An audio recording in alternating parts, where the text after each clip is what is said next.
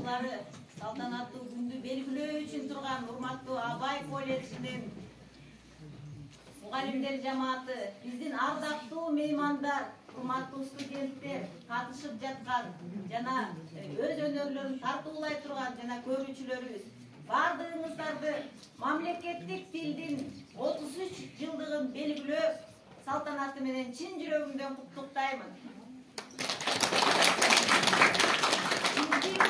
Ошол тил майрамын суксак кылып эле 33 жыл деп айтуу бул бир нерсе эскелип калууда да, биздин ушул мамлекеттик тилге болгон көз карашыбыз, мамлекеттик тилди урматтообуз ушу биздин бүгүнкү кошкон салымдан башталат.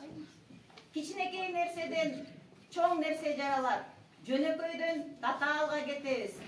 Буйруса ушул биздин кыргыз тилибиздин арышы кенен болсун, чоң болсун, көп жылдарга байыркы ата-бабаларыбыз бизге мурас кылып калтыргандай, Кыргыз Республикасынын мамлекеттик гимнинде ырдалгандай, биз дагы ушул тилибизди урпактарга мурас кылып берелик.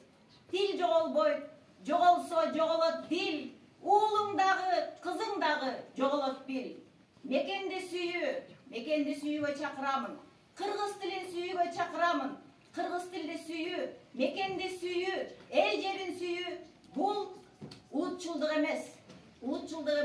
Бул патриоттуулук. Ар бир окуучунун, ар бир жарандын, кайсы национальность, кайсы улуттун өкүлү болбосун, жүрөгүндө жашаш керек. Анткени эне тили менен келген, эне сүтү менен келген тил өмүр бою силерди коштоп жүрөт. Бардыгыңыздарды майрамыңыздар менен.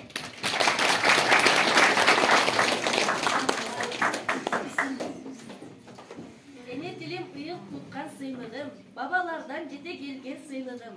Тамчы судай бапестелип сакталган, жүрөгүмдө сунак алган ыйыгым дегендей мамлекеттик кыргыз тил гимни берилет.